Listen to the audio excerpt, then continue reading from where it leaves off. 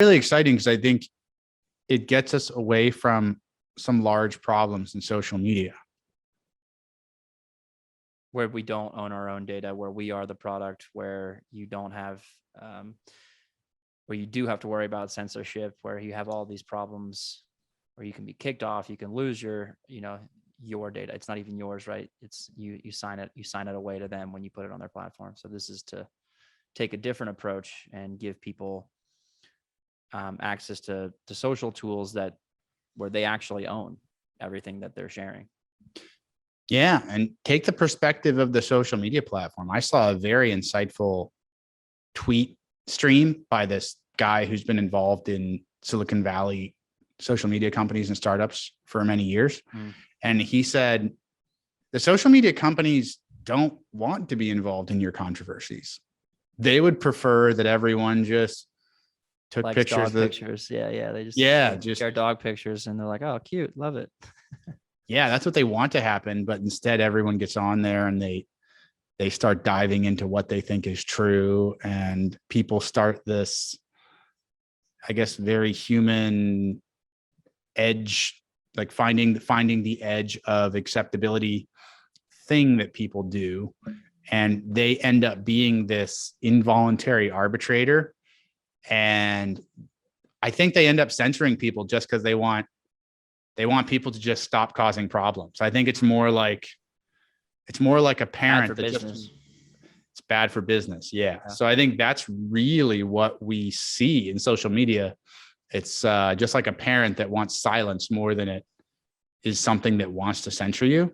So in order to get out of the way, we need non-custodial systems. We need these, just like with an NFT or any other smart contract, we need these satellites launched into space that the creators started the rules set the rules in motion.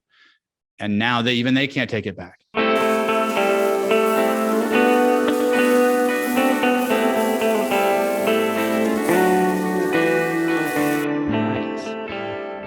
Welcome back, everyone, to another episode of Crispy Crypto. I'm here with my co-host, Mr. Ryan Cwynar, CTO, Fueled on Bacon, and head engineer and head nerd and all the nerdy things. So, how you doing, buddy?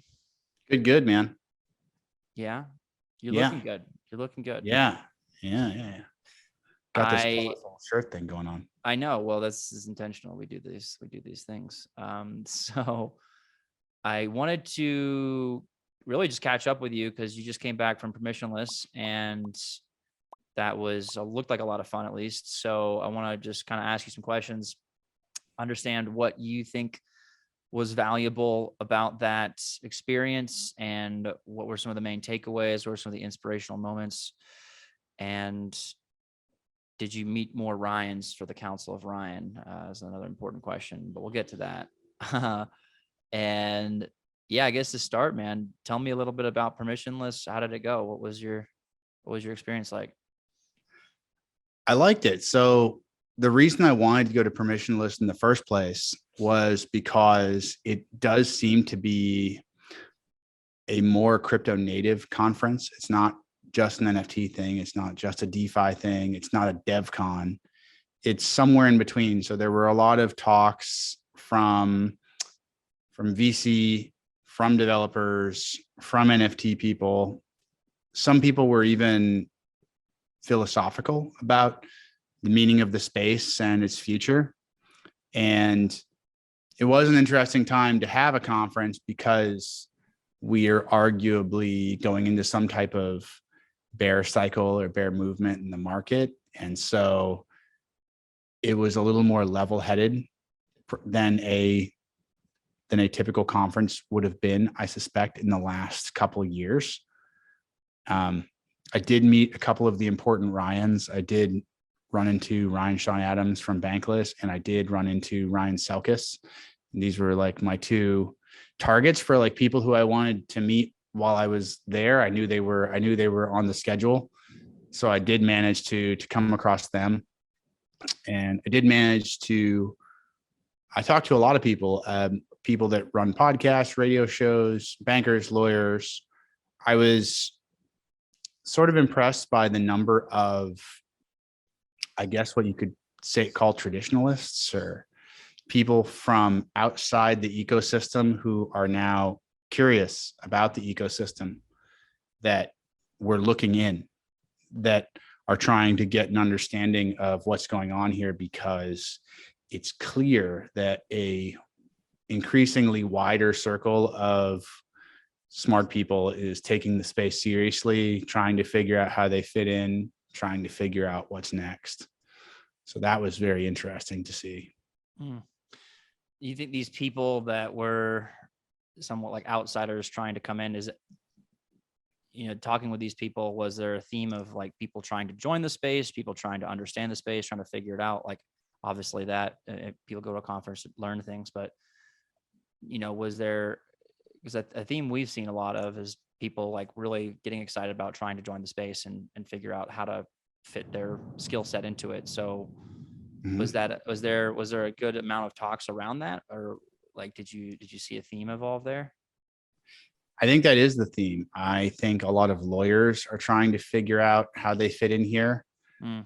A lot of traditional finance people have been trying to negotiate their relationship with the space for some time. I think the stereotype for finance people is the newer finance professional who moonlights or invests in crypto on the side, has a chunk of crypto or Ethereum, understands the space somewhat natively, or trades NFTs for entertainment, and they don't always see how it's going to fully turn the corner, but they're involved themselves. And then when their organizations express interest in crypto, they're excited. But institutions at this point in time still seem to be doing things that are a little strange. Every institutional product I see has like one or two steps of indirection in who actually holds the assets, which I find really quizzical. It sounds like it's a really old world traditional way of thinking about the problem of who actually takes responsibility for the ledger, basically. Right. You were mentioning this. Yeah. There's like layers of complexity behind just holding keys for an institution, that it's like, just hold the keys. So you were arguing that it's just too complex or something, or is that the argument? Yeah, I think the traditional finance landscape, these players are used to offsetting risk with insurance, with custodians, and they're not used to being the final backstop against risk. And so instead of someone at Morgan Stanley or MetaMask holding the keys, they keep introducing extra counterparty risk, which to a more crypto native person sounds very strange, sounds illogical. So I'm the bank, I want to offer Bitcoin custody. And so I go to MetaMask, I interact with their institutional arm, and then we both make an agreement. They help set up some tools for me. And then there's a third person, an actual custodian, who holds the ledger. So of the two interested parties, the service provider and the bank, no one actually holds the coins. It's like this third person. And how do we know that they're more I don't get it. But I understand that it is the byproduct or the result of following some regulatory process that must exist. There must be a standard financial process for custodians of assets, and that's what they're following. And it might even be simpler than whatever the traditional money custodian process is. Who knows how wild that process is?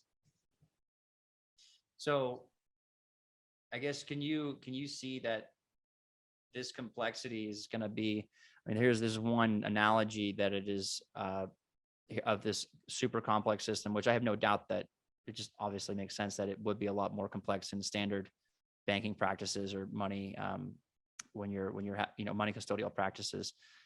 And even the more simplified version of that coming to crypto, having a third person, you're like, even that's too complex. But do you see that level of complexity? Like what was another area which that stood out to you in this conference, that there is this old business model that is now coming to Web3, or perhaps a vertical or something that is coming to Web3, is getting drastically simplified, and there are still people trying to like understand how that is going to evolve. Were there any other instances where you saw that throughout this conference? Yeah, there's a really obvious example. So in one corner of the exhibition hall, there was a booth for Visa, Oh yeah, okay. but it They wasn't, put him in the corner. they were in the corner. They didn't seem super excited about their booth. It wasn't like the flashiest display. It was over in the corner. It was like they wanted to be there. They wanted you to know that they were there and they're trying. But when you think about Visa's role in this space, it's like a middle chapter in the story. Seems like a middle chapter because if you think about where this is all likely to go, it's not clear how they fit in. Right. So they're the world famous payment rail. They are the 50,000, 25,000 transactions a second scaled distributed payment rail that everyone knows about and uses all over the world. And so crypto is there to wants to come in and beat it, wants to do the same thing. But in the meantime, while the marginal cost and speed of a crypto transaction is not there yet, Visa still makes sense as a facilitator and to provide short-term credit to end users. So I see that. It's not clear to me how they make the jump into the future as these products and services become more widespread. What was the favorite booth that you actually did see a lot of hype around? You saw a lot of engagement. You went and perhaps talked to those people. What was that booth? I talked to a few of them. My favorite one was Lens Protocol. So the Aave team, the Lens team inside of Aave had a booth and they were there, and the mainnet launch happened last week. So the contracts for Lens Protocol have been in spec freeze since about February, and they've been preparing for deployment and preparing for a parallel deployment with several other applications and products all at the same time. Lenster Favor, Lens Friends, and a few others. There's a few others on their site. What's very exciting about them is that, well, one, they're on a layer 2, they're on Polygon. So proof of stake network. They have a gasless approach to facilitate transactions on the early version of the network. And they don't see themselves as a competitor to traditional social media. They see themselves as a database product and as a set of primitives that the traditional networks could use if they were to opt in. So let's take like a bird's eye view approach of what Lens Protocol is. Maybe that would be a good starting place, because you said it's not this, but maybe how would you describe it in the most simplistic terms of what Lens Protocol is and what they're aiming to become? Right. So they are, in computer science, what we refer to as a set of primitives and agreements. So we can imagine Facebook and Twitter, and let's pick a third, harder to imagine social media platform. What's another? Pinterest, maybe? Reddit? Sure. Instagram? Yeah. Reddit, Instagram. Yeah. Okay. So let's take those, right? They all have some things in common. They all have user profiles. They all have a post format. And that's the way, and they have connections between users and ways to express likes and follows. So while the implementations, the interface, the common media formats change, we can see the pattern between all these platforms, that they all have a way to represent a profile, a way to represent a post, a way to express a connection between two accounts, a way to express a connection between two posts. Yeah. Yep. So Lens protocol is providing those data products, essentially, those data primitives divorced from the interface. So they put a set of contracts out there, and then anyone can interact with them. Anyone can create a post object, anyone can create a comment, and anyone can use the data too. So if you create a front end that is meant to look at Lens protocol or Lens ecosystem data, you can show or hide whatever accounts you want based on the particular preferences of your ecosystem or your target, the particular type of posts you want to focus on, the way that you want to show the relationships between the posts, the way that you want to create the interfaces. They've released the right to do that to you. And also users can sell their posts, or they can guard access to their posts, or they can charge you to follow them, or any number of things. There's a lot of fundamental things that the Lens protocol allows you to do with the data. And then anyone is empowered to make whatever front end they want to look at the data however they want. So they're just giving you the components that that allow you to have all of these different features. You can take those and implement them really however you want. And it's giving users control of their data and allowing them to put it behind paywalls, allowing them to essentially have like a decentralized world where they can share, host, and content and allow other people to interact with it. Yeah. And it has a couple other things that you could say, that they're putting content behind a paywall. You could also say that individual posts down to the post level have the potential to have paywalls built in. Like, it's part of the definition of what a post is, that pay 5-matic to view this post is a primitive of the ecosystem. So you could have some posts that are free and some posts that are paid, and you could have some that you pay per view and some where you pay once and some where you pay depending on how much of it you view. Whatever the case, you can bolt on all sorts of schemes to these products and ecosystems. And it's really exciting, because I think it gets us away from some large problems in social media, where we don't own our own data, where we are the product, where you don't have, where you do have to worry about censorship, where you have all these problems, where you can be kicked off, you can lose your data. It's not even yours, right? It's you sign it away to them when you put it on their platform. So this is to take a different approach and give people access to social tools where they actually own everything that they're sharing. Yeah. And take the perspective of the social media platform. I saw a very insightful tweet stream by this guy who's been involved in Silicon Valley social media companies and startups for many years. And he said, the social media companies don't want to be involved in your controversies. They would prefer that everyone just took Likes pictures. Dog pictures. Yeah. They just share dog pictures, and they're like, oh, cute. Love it.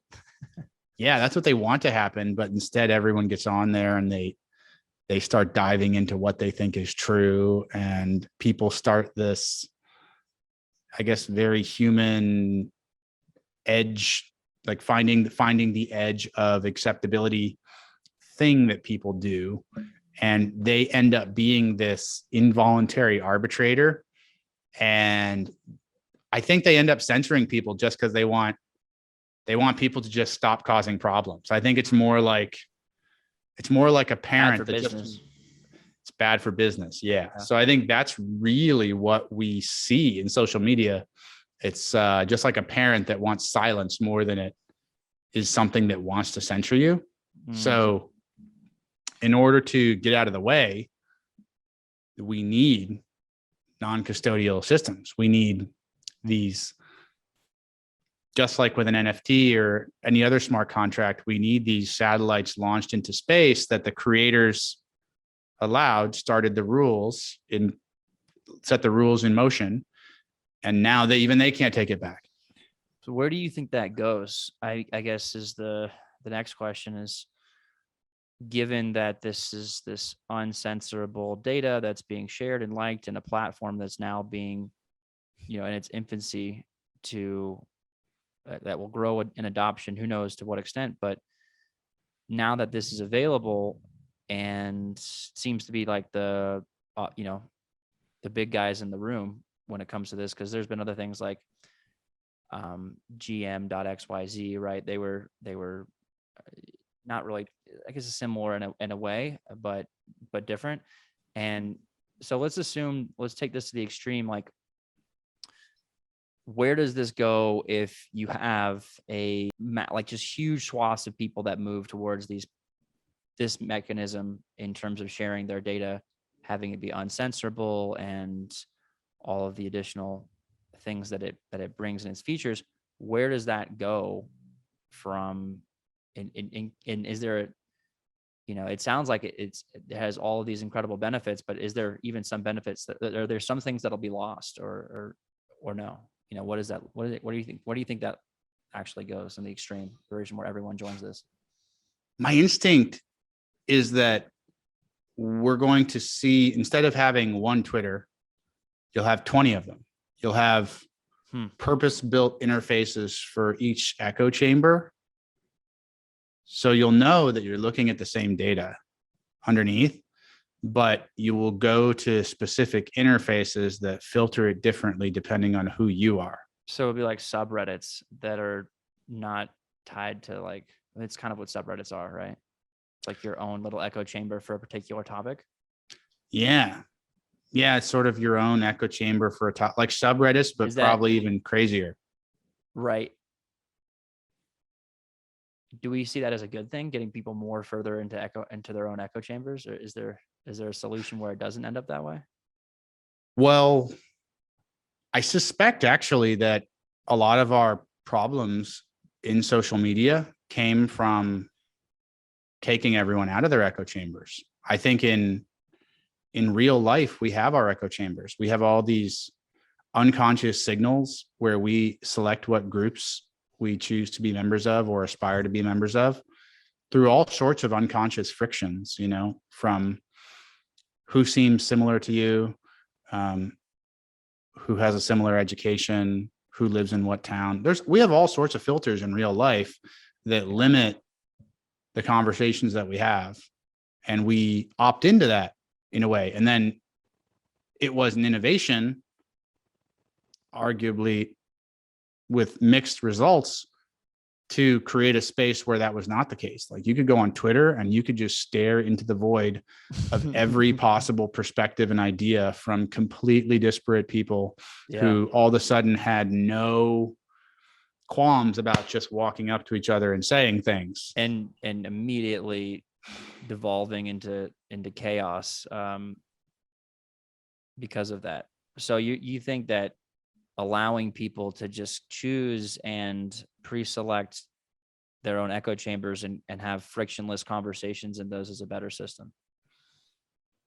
Well, is it better? I don't know. Right. There's tribalism. How do you natural? Because isn't and then, but the alternative to that is like dialogue through opposing viewpoints is how we challenge our own our own views to how we see the world and our own lens through which we see the world. So then how do we, if we all end up in our own echo chambers, which we already are in a sense, but then like, how is it that does it become even worse?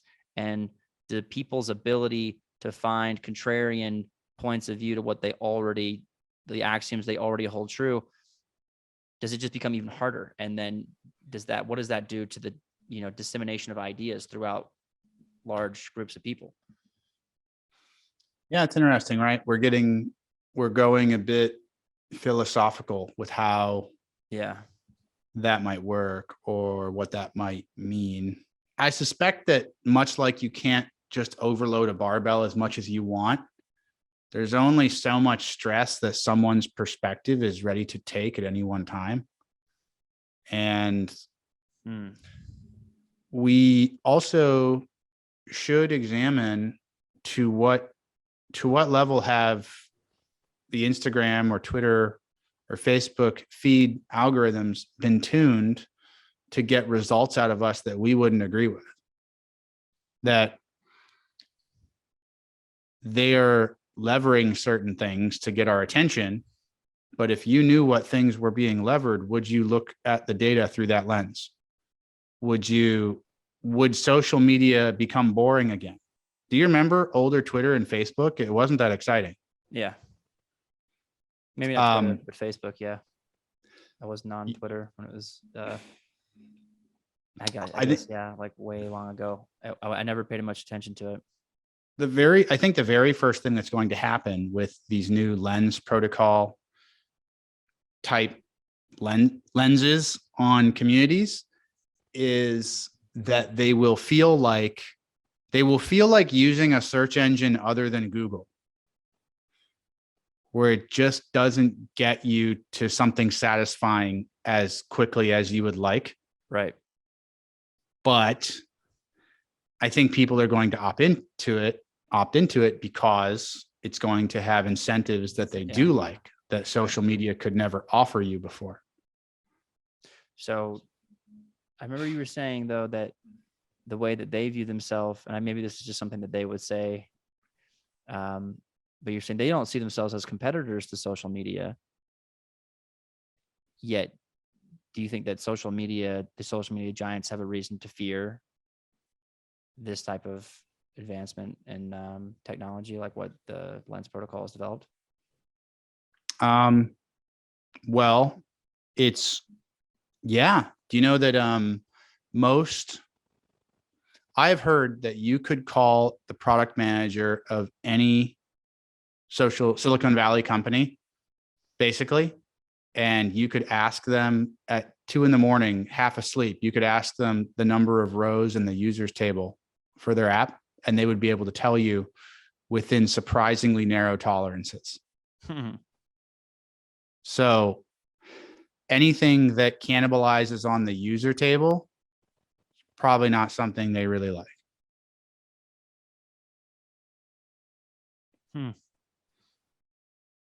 So that's directly related to their profitability. And I did a little short on the Gram earlier today about Ticketmaster and why they probably won't make the jump, even though they totally could. And this applies to all sorts of companies that could totally make the jump. They have all the resources in the world. They could totally hire the right people to reinterpret the new incentives around them and make new tools and systems and transition. But they almost never do, because I think they have to make cash while they transition. So they're going to keep doing what they do, and making money in a different and uncertain way when you've got payroll to cover and stockholders to satisfy is very risky. And for every one person that is risk on or forward thinking in a company, you will have one or two people that want to question that sentiment and want to take measured risks or want to dial back the effort. And generally, efforts are going to favor the existing thing that works over the new thing that's scary and could potentially cannibalize the product. So it's not for lack of ability, even, or lack of opportunity. It's for incomplete alignment of incentives. And for that reason, paradoxically, less funded startups or groups or teams have a better chance of succeeding in these spaces just because they don't have another engine making money for them that they have to figure out or throttle or navigate around. And therefore they're way more risk on. They're more risk on, and they can get out of their own way. They can think about what the new space means. Right. It'll be fun to watch Lens develop over the next few months as it really starts, ramping up. I think it's something we should start looking at, hosting our own content on Lens Protocol, and even super secret VIP podcasts that we put paywalls behind. Maybe send us 50 Matic. Yes. Right now they have a limited rollout to people who signed the open letter before May 5th. And then they had a thing where you would get a POAP sticker at their desk. And then they're in the middle of working on a requirement to recognize ENS names as usernames. It makes sense. Yep. But that's a few months. Like there's a couple months out still. So going back to permissionless in general, was there anything else that you thought was an interesting takeaway, a theme that you saw, something that inspired you, anything else that you thought of that was just a really cool thing that you witnessed or participated in? Yeah, the Bored Ape guys, they have a lot of cohesion at all these events. I saw it firsthand. I hadn't seen it before. That was interesting to see. It was also interesting to see just the scale and the production value of the event. This industry, it has money, but there are a lot of like green field opportunities, though, is what it feels like when you're at the conference, seeing the native players in the space. You can feel how sort of unpressured we are. We're not competing. There aren't a lot of people left and right of us fighting for the same dollars. It really is green fields for the people that are willing to take the risk to be here right now. So it's like we're sending out a signal, calling other people to get here.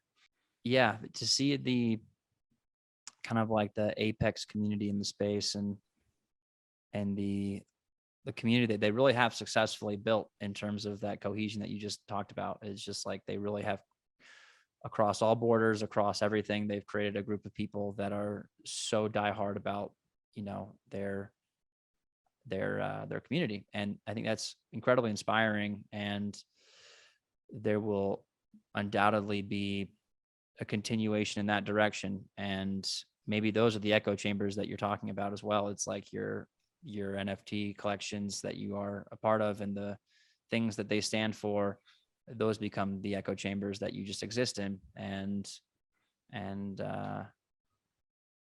yeah, I just wonder where all that goes. That's a really interesting idea, like, I guess, philosophical discussion on where that goes. I wonder about, and we've talked a little bit about this, but if you're running a business and you use an NFT to signify roles or signify revenue recipients or something like that, I started ideating about revocable NFTs, like NFTs that you'd put in someone's wallet that a community could vote to remove from you if they decided that you weren't fulfilling some role, or like high school rules, I guess. Like you could be out of the circle or something like that. And that might actually be a way of keeping groups sort of cohesive, or like enforcing cultural norms within a group. Yeah. They self-regulate and they remove potentially bad actors. Yeah. You think of this with like a security badge, basically. That's what a security badge is in a way. It's an access token to get you through a door, and that can be removed very quickly. So it only makes sense that would be an idea that would come to light eventually if these revocable NFTs are. Yeah, it's just the mechanisms by how you revoke those obviously create a lot of second and third order consequences of like how that's executed and making sure it's done in a just way, right? They do. But then if you find a mechanism that people find agreeable or find virtuous, it's very obvious what the upside of that is, right? Like, we know the downside of having someone in a community that you don't want there, that everyone agrees they don't want there, or if there's like consensus that this person is not good for the community or an adjutant, you can't remove them. That's not very fun. And not everything is meant to be fair and permissionless like that. Humans are certainly tribal, and we do look to we do sort of look to judge our peers in certain contexts and establish, who we're proud of being associated with and who we're not. And there's certainly meaning to, like, you opted into a tribe, but the tribe is also opting into you. People are certainly going to seek that out in certain contexts. Yeah, it creates an additional layer that not only did you choose this thing, but it chose you, right? Mm-hmm. That's a powerful layer to add to the community, right? Because right now, you just have to be someone with money and you can be in these communities. But are you someone who's taking value, or are you adding value? And ideally, if you're someone that's taking value, it's like, well, fuck your money. We want people that are going to add value and integrate into the culture and add to the culture. Creating it as a two-way street, I think, adds a lot of interesting behaviors that would come out of that. That's really cool. I think what we should do for the next podcast is we should dive in a little bit more into the Bacon NFT and talking about what we want to plan with, or our planned rollout with that. Maybe it's too soon to talk about, but I think ideating on that would be, I think that'd be some interesting discussions. Along those lines, I think there are some obvious things that are worth discussing. That we do want to create an NFT that is functional in improving the goals and the outcomes of a community, an organization. And we have a lot of theories about why that is, how that is, and what dimensions to walk along.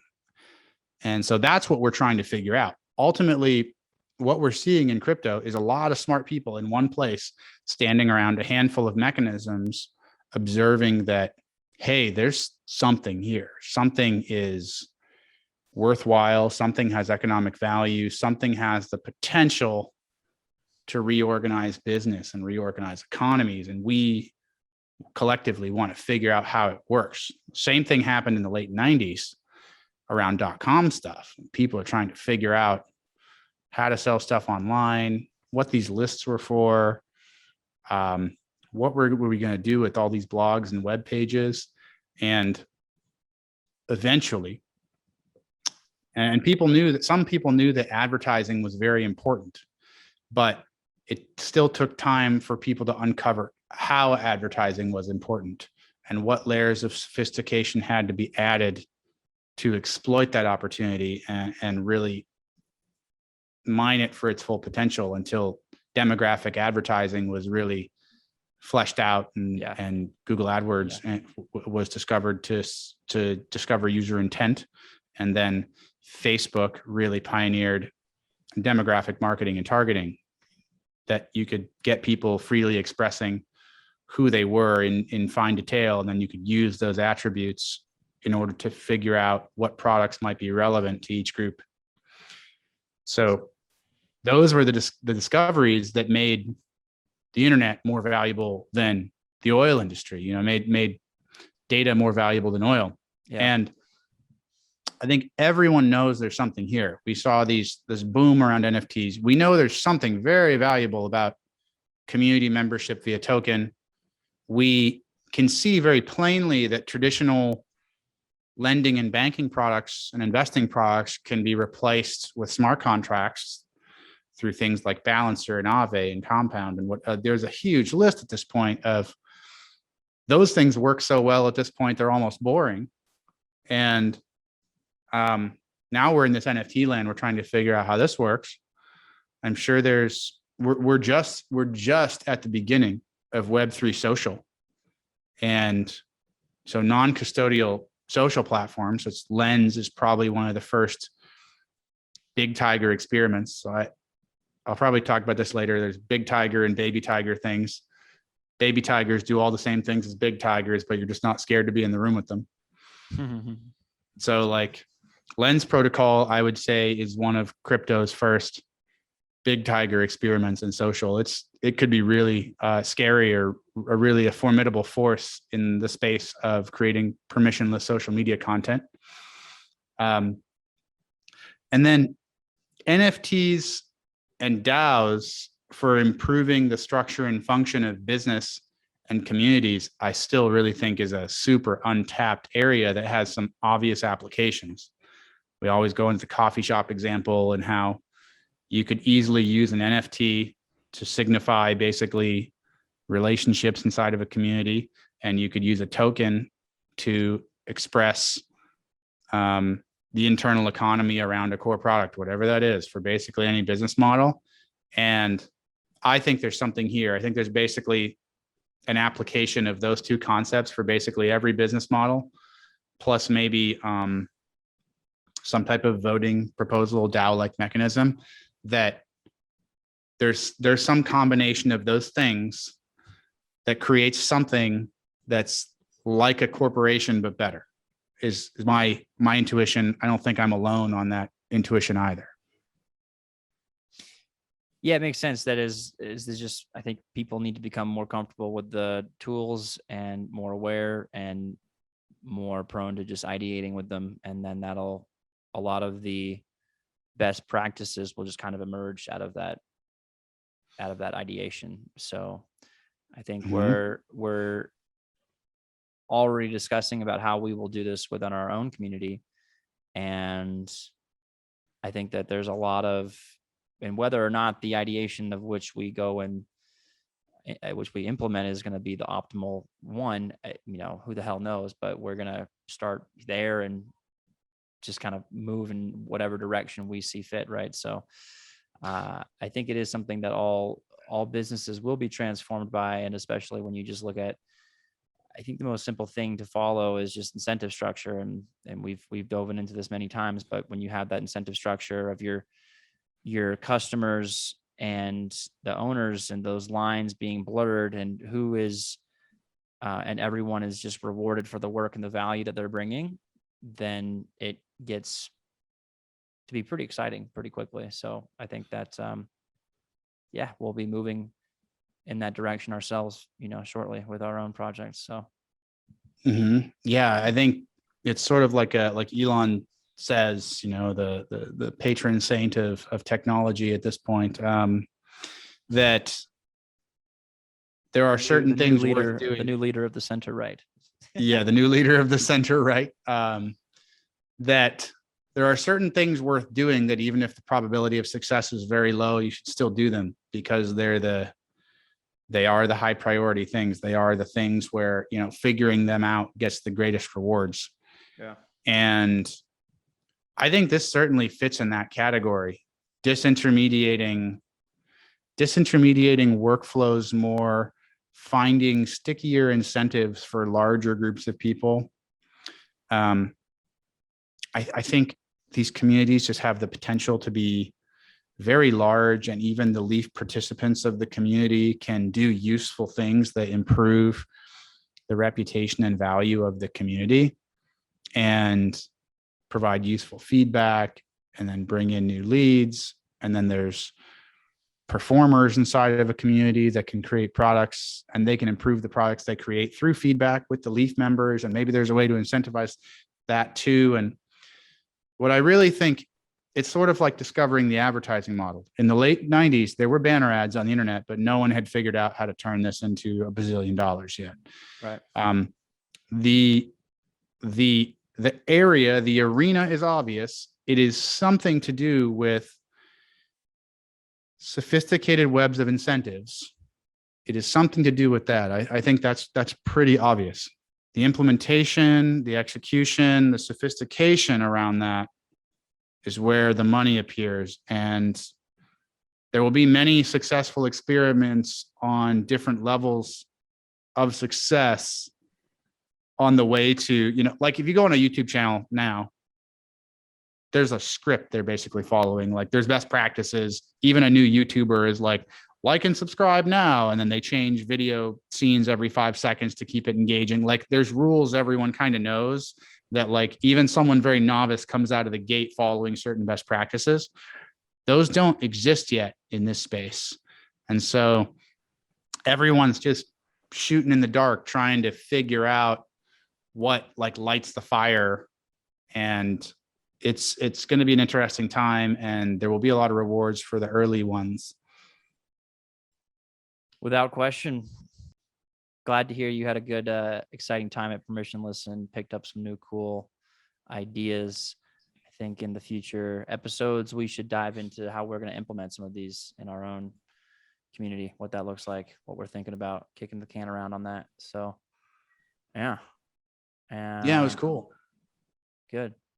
Till the next time, bud. Cheers, buddy. Cheers, man.